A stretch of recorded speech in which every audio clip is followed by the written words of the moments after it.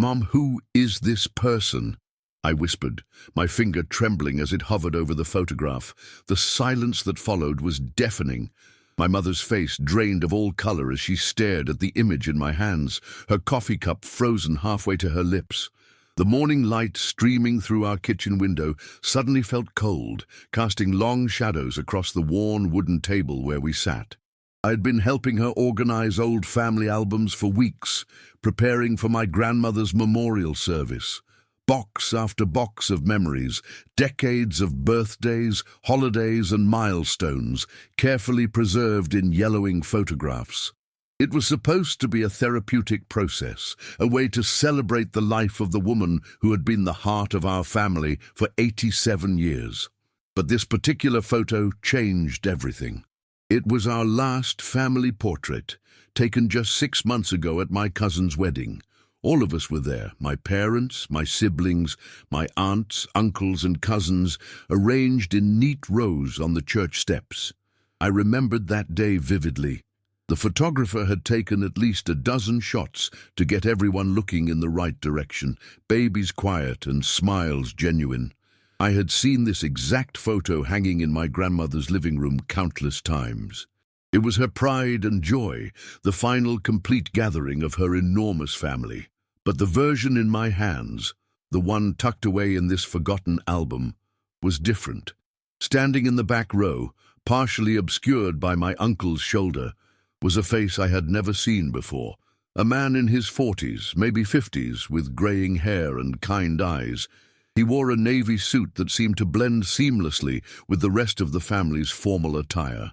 His smile was warm, natural, as if he belonged there completely, but I knew with absolute certainty that he had never been there that day. Have you ever found an old photo that made your blood run cold? Something that shouldn't exist but somehow does? Tell me in the comments below and subscribe, because what I discovered next will haunt me forever. My mother's hands began to shake as she reached for the photograph. Her breathing became shallow, rapid, like someone who had seen a ghost. The kitchen, which had always been our family's sanctuary, suddenly felt suffocating. The familiar sounds of our neighborhood, children playing, cars passing, dogs barking, seemed to fade into an eerie quiet. "Where did you find this?" she asked, her voice barely above a whisper. "It was tucked behind Grandma's wedding photo in the blue album," I replied, studying her reaction carefully. "Mum, you look like you've seen a—" "Don't say it," she interrupted sharply, snatching the photo from my hands with such force that it nearly tore. She held it close to her chest, as if trying to hide it from the world, or maybe from herself. I had never seen my mother like this. Throughout my 32 years, she had been the rock of our family, unflappable and strong. She had weathered deaths, divorces, financial struggles, and health scares with the grace of someone who had learned to find peace in life's chaos. But this photograph had shattered something inside her. The man in the picture stared back at us from between her fingers, his mysterious smile now seeming almost mocking. How had he gotten into our family photo? Who was he? And why did his presence terrify my mother so completely? As I sat there watching her struggle to compose herself, a terrible realization began to form in my mind. This wasn't just about an unknown person appearing in a photograph. This was about a secret that had been carefully buried, a truth that someone had gone to great lengths to hide. But the most chilling part wasn't the mystery itself. It was the growing certainty that this man's appearance in our family portrait wasn't an accident or a photographic error. Someone had wanted him to be found. "I need to tell you something," my mother said, her voice cracking like autumn leaves. "Something I promised I would never tell anyone."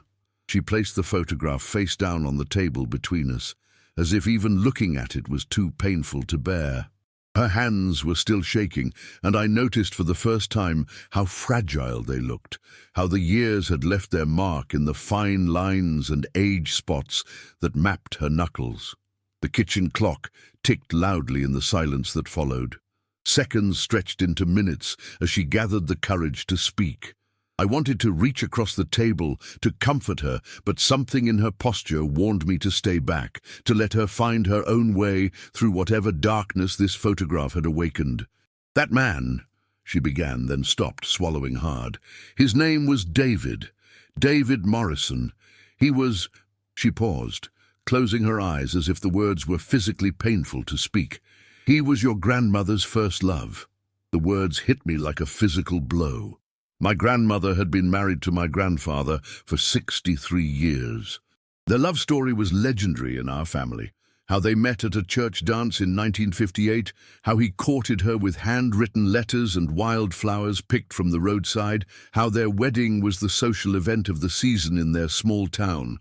"I don't understand," I said, though part of me was beginning to, and that understanding filled me with dread. My mother opened her eyes and looked at me with an expression I had never seen before, a mixture of sorrow, fear, and something that looked almost like relief. "Before she met your grandfather, your grandmother was engaged to David Morrison. They were supposed to be married in the spring of 1957. She reached for the photograph again, turning it over with the hesitation of someone handling a loaded weapon. David's face smiled up at us from the past, frozen in that moment of impossible presence at our family gathering.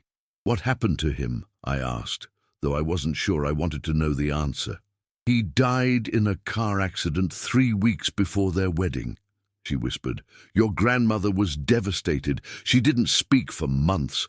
Her parents were worried she might—" She trailed off, but I understood. "She met Grandpa at David's funeral," my mother continued. "He was David's cousin, visiting from out of state. He stayed in town to help settle David's affairs, and somehow, gradually, he helped your grandmother heal. They fell in love slowly, carefully, like two people who had both known profound loss." I stared at the photograph, trying to process what I was hearing. A dead man had somehow appeared in our family portrait, standing among us as if he had every right to be there. The rational part of my mind searched desperately for logical explanations, photo manipulation, digital editing, some kind of elaborate hoax. But the look in my mother's eyes told me this was something far beyond rational explanation. "Mom, this is impossible," I said. "People don't just appear in photographs 67 years after they die." She nodded slowly, tears beginning to form in her eyes. "I know how it sounds. But there's something else you need to understand. Your grandmother never stopped loving him. She loved your grandfather deeply, completely, but David was her first love, her great what-if. She kept his picture hidden in her jewelry box her entire life." The kitchen suddenly felt smaller, as if the walls were pressing in around us. The morning that had started so normally, coffee, conversation, the simple task of organizing old memories, had transformed into something from a nightmare. "She talked about him sometimes," my mother continued, her voice growing stronger as she found her rhythm in the telling. "Late at night, when she thought no one was listening, she would wonder what their children would have looked like, what kind of life they would have built together. She wondered if he was waiting for her somewhere, if love like theirs could survive death itself." A chill ran down my spine as I realized what she was implying. "You think he came back for her?" My mother picked up the photograph one more time, studying David's face with an expression of wonder and terror. "Your grandmother died peacefully in her sleep 3 days after this photo was taken. The doctor said her heart just stopped. No warning, no illness. She went to bed talking about how complete she felt after seeing the whole family together, how it was the perfect ending to a beautiful life. But what she said next made my blood run cold, and I knew that nothing would ever be the same again. She wasn't the first, my mother said, her words falling like stones into still water. This has happened before. She rose from her chair with the slow, deliberate movements of someone carrying an enormous weight. I watched as she walked to the old secretary desk in the corner of the kitchen, the one that had belonged to my great-grandmother. Her fingers trembled as she opened the bottom drawer, pushing aside bundles of recipes and old Christmas cards until she found what she was looking for. Another photograph, this one much older, black and white, with the soft edges that spoke of decades spent hidden away from light. She placed it on the table next to the portrait from my cousin's wedding, and I felt the world tilt beneath my feet. It was a family gathering from the 1940s, judging by the clothing and hairstyles. Men in suspenders and bow ties, women in carefully pressed dresses, children lined up by height with their hair slicked down and faces scrubbed clean.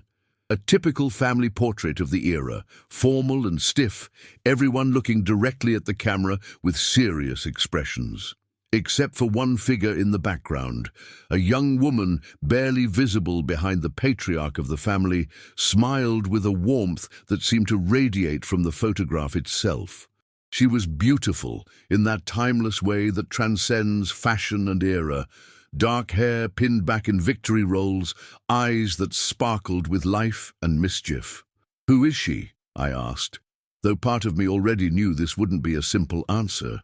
"My great-aunt Catherine," my mother replied. "She died in the influenza pandemic of 1918, when she was just 19 years old. This picture was taken at my great-grandmother's 70th birthday party in 1947. Catherine had been dead for nearly 30 years.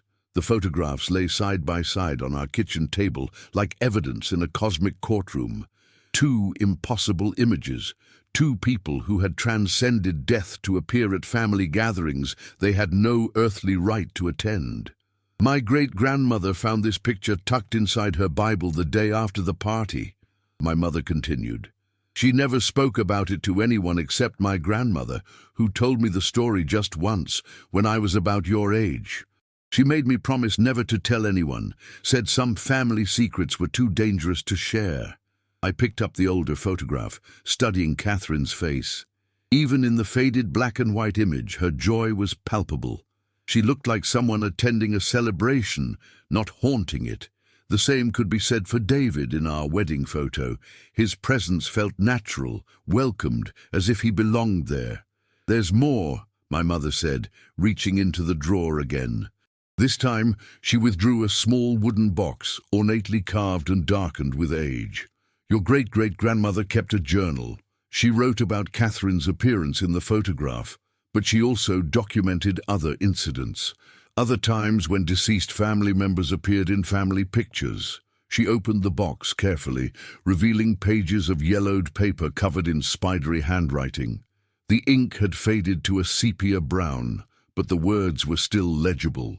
I could make out dates, names, detailed descriptions of circumstances surrounding each mysterious appearance. "According to her records, it's always the same pattern," my mother explained, her voice taking on the tone of someone reciting a litany of evidence.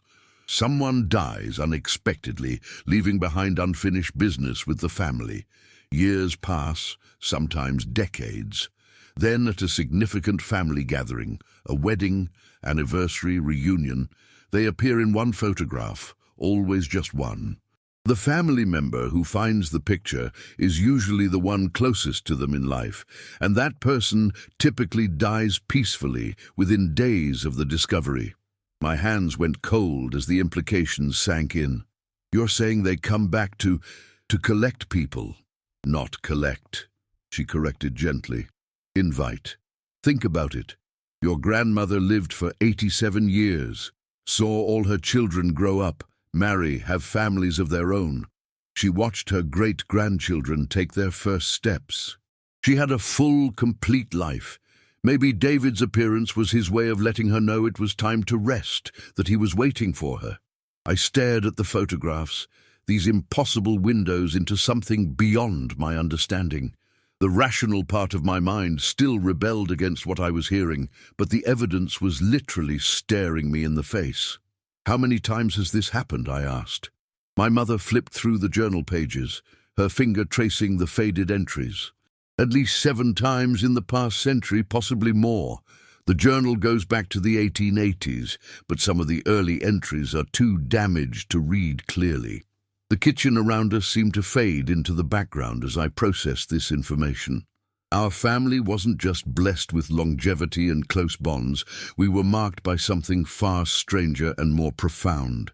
But as I sat there, surrounded by evidence of the impossible, one terrifying question began to form in my mind, and I knew I had to ask it, even though I dreaded the answer. "Mum," I said, my voice barely steady, "who took the photo at Cousin Sarah's wedding?" The question hung in the air like smoke from a distant fire. My mother's face went ashen as she realized what I was asking, what I was beginning to suspect. She set down the journal with hands that had begun to shake again, and I knew I had stumbled onto something that would change everything. "It was a professional photographer," she said slowly. "Someone Sarah hired from the city. We never met him before that day, and I haven't seen him since." "What was his name?" She closed her eyes, concentrating. "Morrison. David Morrison Photography. Sarah showed us his business card when she was planning the wedding. She said his work was beautiful, that he specialized in capturing families at their most genuine moments." The name hit me like a physical blow. David Morrison. The same name as the man who had appeared in our photograph, the same man who had died 67 years ago. "That's impossible," I whispered. But even as I said it, I knew we were far beyond the realm of possibility. "It has to be a coincidence. Maybe a relative. Someone with the same name." But my mother was already shaking her head. "I thought the same thing when I first realized the connection, but then I started remembering details from that day. The photographer was unusual. He knew things about our family that Sarah never could have told him. He knew about your grandfather's military service, about your aunt's first marriage, about cousins who hadn't spoken in years. He positioned everyone perfectly, as if he had been photographing our family for decades. I felt a chill run down my spine as I remembered my own interactions with the photographer that day. He had been warm, professional, with an easy manner that put everyone at ease. Children who were usually camera-shy had smiled naturally for him. The elderly relatives who typically complained about standing too long had seemed energized by his presence. And his eyes. I remembered his eyes now. Kind, familiar, as if I had known him all my life. "He didn't age," I said suddenly, the realization hitting me like lightning. "In the photograph, David looks exactly the same as he did when he died in 1957. How is that possible?" "I don't think the rules of our world apply to whatever this is," my mother replied. "I think David found a way to come back, not as a ghost or spirit, but as something else, something that could interact with our world in very specific ways." She pulled out another photograph from the wooden box, this one more recent. It was from my uncle's retirement party 5 years ago, a casual backyard gathering with everyone in lawn chairs and summer clothes. In the background, barely visible near the garden shed, stood a figure I now recognized. Catherine, the same young woman from the 1947 photograph, still 19, still radiating that timeless beauty and warmth. She was watching the family celebration with the same loving smile as if she had never left us at all. "She's been with us all along," my mother said softly. "Both of them have. Watching over the family, appearing in photographs, when someone needs to be reminded that love transcends death, that no one is ever truly lost." I studied the retirement party photo more carefully.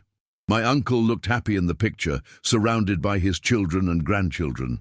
But I remembered that party differently now. I remembered him being unusually contemplative, talking about feeling complete, about how blessed he felt to have such a wonderful family. He had died in his sleep 2 weeks later. Sudden heart failure, the doctor said. No warning, no previous symptoms, just like my grandmother. "They're not coming to take people away," I said, the pattern finally becoming clear. "They're coming to let them know it's okay to go. That death isn't the end, that family bonds continue beyond the grave." My mother nodded, tears streaming down her cheeks. "Your grandmother spent her last 3 days talking about David constantly. She said she had been dreaming about him, that he looked exactly the same as the day she lost him. She seemed peaceful, ready." I felt a strange mixture of comfort and terror as I processed this information. Our family was blessed, protected by love that had conquered death itself. But that protection came at a price. The knowledge that some family gatherings might be final farewells, that some photographs might serve as invitations to join those who had gone before. "There's something else," my mother said, her voice dropping to a whisper. "Something I haven't told you yet." She reached into the wooden box one more time, withdrawing a photograph I hadn't seen before. This one was recent, taken with a modern digital camera. It showed our family at last year's 4th of July barbecue, everyone gathered around the picnic table with plates of food and glasses of lemonade. And there, standing behind my father with his hand on my dad's shoulder, was a man I recognized from old family photos, my grandfather's brother Thomas, who had died in Vietnam in 1968. But what made my blood freeze wasn't the impossible presence of my great-uncle Thomas. It was the realization that my father had been talking about feeling tired lately, about how complete his life felt, about how proud he was of the family he had built. "How long have you known?" I asked, staring at the photograph of Uncle Thomas at our barbecue. My mother's silence stretched between us like a chasm. She stood at the kitchen window now, her back to me, watching the morning shadows shift across our backyard. The same backyard where Uncle Thomas had appeared in the photograph, where my father had laughed and told stories and talked about how blessed he felt. 3 months, she finally said. "I found this picture when I was transferring files from your father's camera to the computer. At first, I thought it was a trick of light and shadow, maybe someone standing behind him that I hadn't noticed. But when I enlarged the image..." She turned back to face me, and I saw a woman who had been carrying an unbearable secret. "It's definitely Thomas, right down to that scar on his left eyebrow from when he fell off his bike as a child. Your father talks about him sometimes, about how much he regrets that Thomas never got to meet his children, never got to see the family grow up." I studied the photograph more closely. Uncle Thomas looked exactly as he had in the military photos from the 1960s. Young, strong, wearing the same gentle expression I remembered from the stories my father told about their childhood together. His hand on my father's shoulder seemed protective, loving, as if he were offering comfort and assurance. "Does Dad know?" I asked. "I don't think so, at least not consciously. But he's been different since that barbecue. More reflective, spending hours going through old photo albums and telling family stories. He's been calling relatives he hasn't spoken to in years, making peace with people, tying up loose ends." The words sent ice through my veins. I had noticed the changes in my father's behavior, but I had attributed them to the natural mellowing that comes with age. Now I understood them in a completely different context, the quiet preparations of someone being called home. "We have to tell him," I said. "We have to warn him."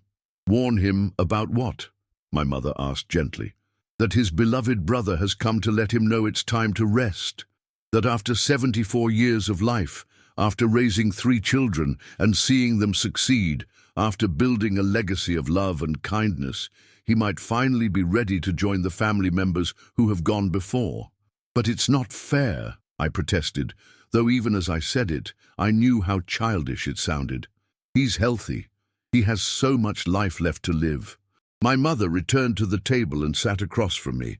She reached out and took my hands in hers, and I was surprised by how steady they had become. The initial shock of discovery seemed to have passed, leaving behind a calm acceptance that I couldn't understand. "Do you remember what your father said at your grandmother's funeral?" she asked. "About how she had lived a full life, how she died surrounded by love, how peaceful she looked in her final moments." I nodded, remembering my father's eulogy. He had spoken about death as a natural transition, about how my grandmother had been ready to join my grandfather, who had passed 5 years earlier. At the time, his words had been comforting. Now, they seemed prophetic. "Your father has been preparing for this his whole life," my mother continued. "Not consciously, but in the way he's lived. He's never left anything unsaid. Never walked away from an argument without making peace. Never missed an opportunity to tell people he loves them. He's lived without regrets."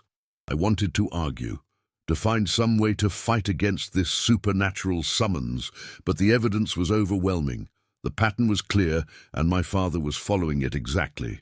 Even now, I could hear him in the living room, on the phone with his cousin in California, laughing at shared memories from their childhood. "What about you?" I asked suddenly. "What happens to you if—" "I'll be fine," she said, but I could see the fear in her eyes. "Your grandmother lived 5 years after your grandfather died. I'll have time to adjust, to prepare." But I wasn't convinced. My parents had been together for 51 years. They had built their entire adult lives around each other, created a partnership so deep and complete that I couldn't imagine one existing without the other. "There's something else you need to know," my mother said, reaching for the journal again.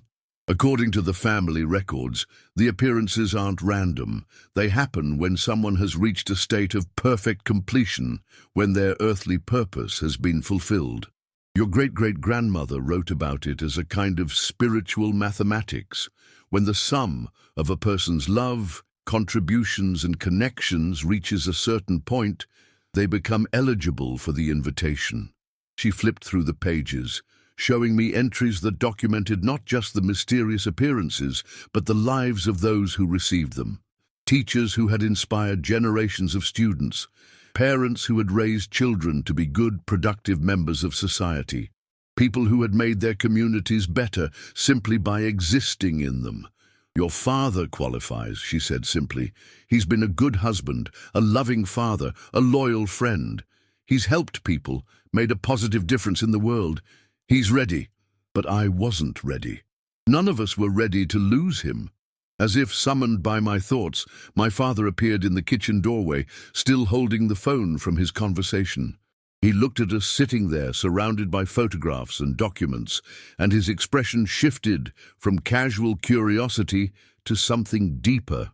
"What's all this?" he asked, and I realized that the moment of truth had arrived, whether we were prepared for it or not. "Dad, you need to sit down," I said, my voice betraying the gravity of what was about to unfold. He looked at us for a long moment, taking in the photographs spread across the kitchen table, the ancient journal, my mother's tear-streaked face. Then he set the phone down carefully and pulled out a chair, settling into it with the deliberate movements of someone who understands that life is about to change. "I've been wondering when this conversation would happen," he said quietly. The admission hit me like a physical blow. "You knew?" He picked up the photograph from the barbecue, studying Uncle Thomas's face with an expression of profound sadness and love. "Not knew exactly, but felt, sensed. Thomas and I were only 11 months apart. People used to mistake us for twins when we were children. I always felt like part of me died with him in Vietnam." My mother reached across the table and took his free hand. "Jim, we need to talk about what these photographs mean." "I know what they mean," he said, his voice steady despite the magnitude of what he was acknowledging. "They mean it's time." "No," I said, standing up so abruptly that my chair scraped against the floor. "It's not time. You're healthy. You're happy. You have grandchildren who need you, projects you haven't finished, places you haven't seen." My father smiled at me with infinite gentleness. "Son, I've seen everything I needed to see. I've done everything I was meant to do. I've loved and been loved. I've raised good children. I've made peace with my mistakes and forgiven those who made mistakes with me." He held up the photograph again. "Thomas looks exactly the same as the day he left for his second tour of duty. 19 years old, full of hope and courage. He's been waiting for me all these years, and now he's here to let me know the waiting is almost over." "But what about Mom?" I asked desperately. "What about us?" "Your mother is the strongest person I've ever known," he replied, glancing at her with eyes full of love. "She'll grieve, and she'll heal, and she'll continue to be the heart of this family long after I'm gone. And you children will take care of her, just as you've taken care of each other all these years." I felt tears burning behind my eyes, but I refused to accept this resignation. There has to be a way to fight this, to refuse the invitation. My father set the photograph down and leaned back in his chair. Do you remember when your grandmother got that terminal diagnosis 15 years ago? The cancer that should have killed her in 6 months? I nodded. We had all been devastated by the news, had prepared ourselves for a quick goodbye. She fought it for 18 months, underwent every treatment available, refused to give up, and she beat it. Lived another 15 years. Do you know why? Because she was strong. Because it wasn't her time yet, he said. Because David hadn't come for her yet. She had more to do, more love to give, more life to live. The invitation comes when someone is truly ready, not before. He stood up and walked to the window, looking out at the backyard where Thomas had appeared in the photograph. I've been feeling ready for months now. Not eager to die, but complete. Like I've finished the work I was sent here to do. My mother spoke for the first time since he had joined us. How long do you think we have? He considered the question seriously. According to the family pattern, somewhere between a few days and a few weeks.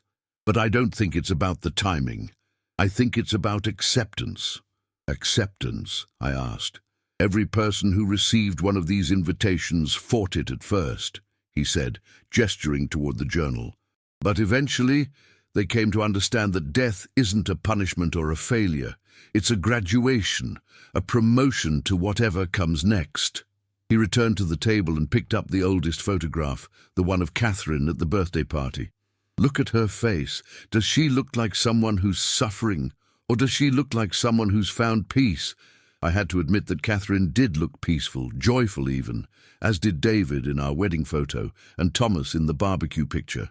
They didn't look like harbingers of doom, but rather like beloved family members sharing in our celebrations. I'm not ready to lose you, I said, my voice breaking. My father came around the table and pulled me into a hug, holding me tight the way he had when I was a child and the world seemed too big and scary to navigate alone. You're not losing me, he whispered. You're just letting me go ahead to get things ready for the rest of you. And based on what I've learned about our family today, I'll still be around for the important moments, weddings, births, graduations, all the times when family needs to be together. But as he held me there in our kitchen, surrounded by impossible photographs and evidence of love that transcends death, I couldn't shake the feeling that we were about to lose something precious and irreplaceable, and I was terrified of what came next. 2 weeks passed in a strange, suspended animation. My father continued his daily routines, morning coffee with my mother, afternoon walks around the neighborhood, evening phone calls to family and friends. But there was a quality to everything he did that felt like farewell, as if he were memorizing details and savoring final moments. I found myself visiting more often, making excuses to stop by after work or on weekends. My siblings did the same, drawn by an instinct none of us could name, but all of us felt. The house filled with laughter and conversation, impromptu dinners, and long afternoons spent looking through photo albums. It was during one of these visits that the next piece of the puzzle revealed itself. I was helping my father organize his workshop when he pulled out a shoebox I had never seen before. Inside, wrapped in tissue paper, was an old camera, a vintage Kodak from the 1940s. This belonged to Catherine, he said, handling it with the reverence of someone touching a holy relic.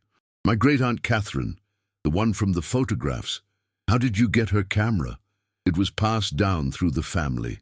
My grandmother gave it to me when I got married, said it would help me capture the important moments. He turned it over in his hands, examining the worn leather and brass fittings. I used it to photograph your births, your first steps, your graduations, every significant family event for the past 50 years. A chill ran down my spine as I began to understand. Dad, the photographs where Catherine appears, were any of them taken with her camera? He nodded slowly. All of them. And the ones with Thomas and David and every other family member who's returned for these moments. This camera doesn't just capture images. It captures connections, love, the bonds that tie families together across time and space. I stared at the camera with a mixture of awe and fear. It's haunted. Not Haunted, he corrected. Blessed. Catherine was a photographer when she was alive, you know. She documented every family gathering, every celebration. When she died so young, maybe part of her essence remained with her camera, helping it do more than just record moments, helping it reveal the deeper truths about family and love. He handed me the camera, and I was surprised by how warm it felt, as if it had recently been used. I want you to have it. Dad, I can't. You can, and you will. You're the one who found the first photograph, the one who started asking the right questions. The camera chooses its next guardian, and it's chosen you. As I held Catherine's camera, I felt a strange sense of responsibility settling over me. This wasn't just an inheritance. It was a sacred trust, a way of maintaining the connection between the living and the dead, between past and future generations of our family. That evening, my mother prepared my father's favorite meal, pot roast with roasted vegetables, the same dinner she had made for their first anniversary 50 years earlier. We gathered around the dining room table, 4 generations of our family, talking and laughing and sharing stories. As the evening wound down, my father stood up and raised his glass of wine. I want to say something while I have you all here together. The room fell quiet, everyone sensing the gravity of the moment. I've lived a blessed life, he began, his voice strong and clear. I've been married to the love of my life for 51 years. I've watched my children grow into good, successful, caring adults. I've held my grandchildren and seen them take their first steps and speak their first words. I've had work that mattered, friends who cared, and a family that has been my greatest joy and pride. He paused, looking around the table at each of us. If this is my last family dinner, I want you all to know that I couldn't have asked for a better life. I have no regrets, no unfinished business, no words left unsaid. My youngest nephew, only 6 years old, spoke up from across the table. Grandpa, why are you talking like you're going away? My father smiled at him with infinite tenderness. Not going away, buddy, just going ahead. And I'll be watching over all of you, making sure you're safe and happy. Promise? I promise. That night, I lay awake thinking about promises and photographs, about love that transcends death and families that exist beyond the boundaries of mortality. I thought about Catherine's camera upstairs in my childhood bedroom, waiting for its next assignment. And I wondered if I would have the courage to use it when the time came, knowing what it might reveal. The answer came 3 days later, when I found my father in his garden at dawn, lying peacefully among the roses he had planted for my mother on their wedding day. He looked exactly as he did in all his favorite family photographs, content, surrounded by beauty, ready for whatever came next. In his hand was a photograph I had never seen before. A picture of him as a young man, standing next to Uncle Thomas in their military uniforms, both of them laughing at some long-forgotten joke. But it wasn't an old photograph. It was crisp, clear, obviously recent, and I knew with absolute certainty that it had been taken with Catherine's camera. The invitation had been accepted.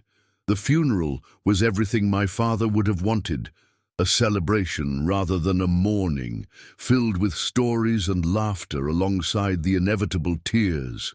Family came from across the country, many of them bringing their own cameras to document the gathering.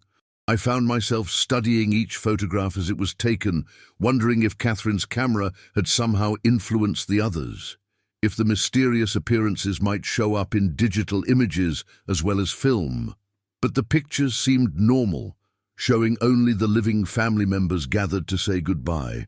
It wasn't until 3 weeks later, when I finally developed the film from Catherine's camera, that I understood the true scope of what had been passed down to me. The photographs I had taken at the funeral were unlike anything I had ever seen. Not only were my father and Uncle Thomas visible in several shots, standing together near the altar with expressions of profound peace, but the images also revealed other family members I recognized from old portraits and stories. Great-grandmother Helen, who had died when I was 5, stood near my mother during the eulogy, her hand resting protectively on Mom's shoulder. My grandfather's sister Ruth, lost to cancer in the 1980s, appeared in the background of a group shot, watching over her surviving children with maternal love. Even Catherine herself was there, young and radiant as always, positioned near the church organ where she had played for services as a teenager. But it was the final photograph on the roll that took my breath away completely. It showed our entire extended family gathered in the church, but interwoven among the living were dozens of deceased relatives spanning 5 generations. They stood beside spouses, behind children, next to siblings, creating a tapestry of connection that bridged the gap between life and death. The image revealed the truth that my father had tried to explain. Family bonds don't end with death. They simply transform into something invisible to most eyes. At the center of the photograph, my father stood with his arm around my mother, both of them surrounded by the love of those who had gone before and those who remained behind. His face showed the same expression of completion I had seen in his final days, while my mother's revealed a woman who was grieving but not alone, supported by invisible hands and hearts that would never abandon her. I sat in my dark room for hours, staring at this impossible image and trying to process its implications. Catherine's camera had captured something beyond the physical world, something that existed in the spaces between heartbeats, in the moments when love becomes stronger than death itself. Over the following months, I began to understand my new role as guardian of the camera. I photographed family gatherings with careful attention to detail, always alert for signs that another invitation might be extended. I documented births and graduations, anniversaries and reunions, building a visual record of our family's ongoing story. The camera seemed to guide me toward the moments that mattered most. At my nephew's wedding, it captured his late grandmother standing behind him as he exchanged vows, her face glowing with pride and joy.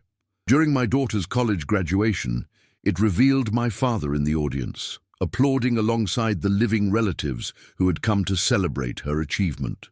Each photograph taught me something new about the nature of love and loss, about the way families exist across multiple dimensions of time and space. I began to understand that death wasn't an ending, but a transformation, a shift from visible presence to invisible support. My mother adapted to widowhood with a grace that surprised everyone, including herself. She often spoke about feeling my father's presence during difficult moments, about dreams where he offered comfort and guidance. When I showed her the funeral photographs, she wasn't surprised by his appearance in them. "I felt him there," she said simply. "The whole time, I felt like he was standing right beside me." As years passed, I noticed changes in how I approached photography. Whether using Catherine's camera or modern digital equipment, I found myself looking for the spaces between people, the moments when emotion transcended the physical. I began to see family portraits, not just as records of who was present, but as maps of love that revealed connections spanning generations. The camera taught me to be patient, to wait for the perfect moment when love became visible, when the bonds between family members could be captured and preserved.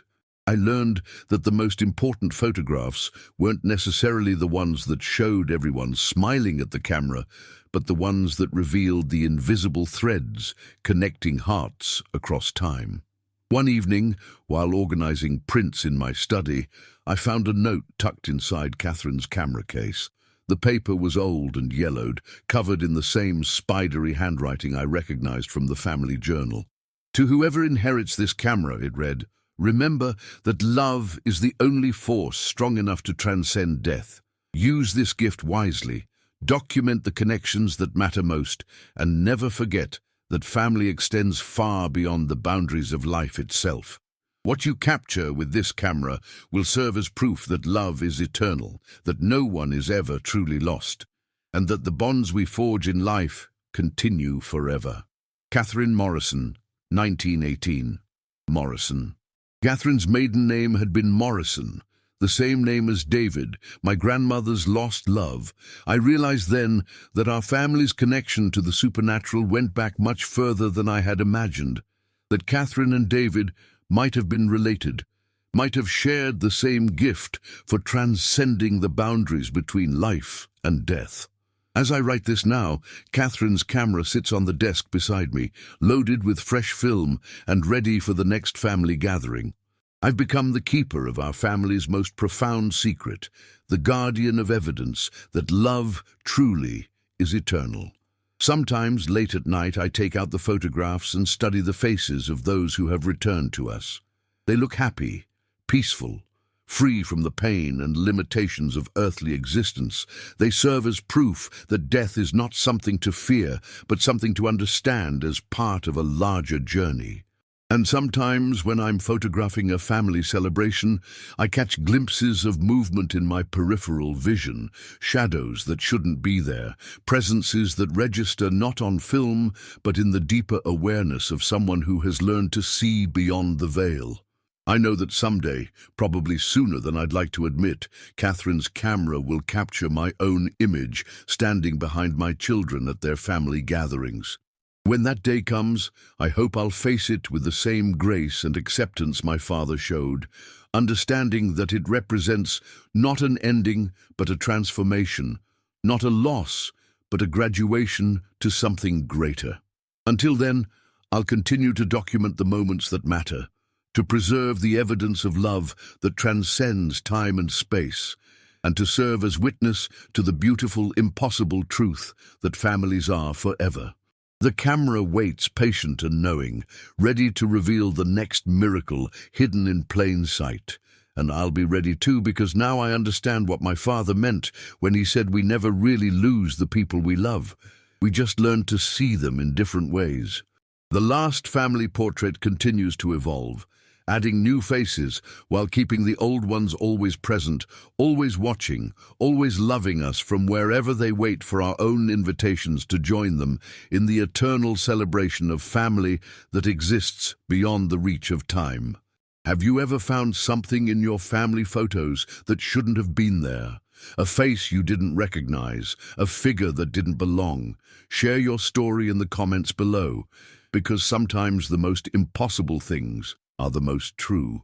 This story serves as a reminder that love transcends all boundaries, that family connections continue beyond death, and that sometimes the most profound truths are hidden in the photographs we take for granted. Keep your cameras ready. You never know what miracles they might reveal.